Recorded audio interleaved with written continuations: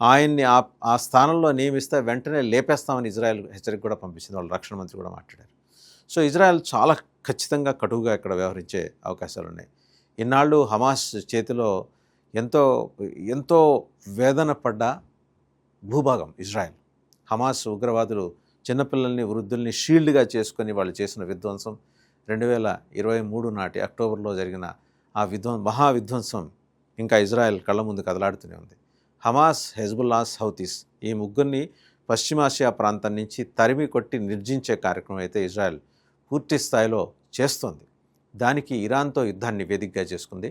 and వాళ్ళ అదృష్టం, Israel అదృష్టం కొద్దీ ట్రంప్ లాంటి ఒక మ్యావరిక్ ప్రెసిడెంట్ అమెరికాకి ఉండటాన్ని, అతని భావోద్వేగాల్ని, ఆవేశాల్ని తమకు అనుకూలంగా మలుచుకొని మరి నెతన్యాహు ఈ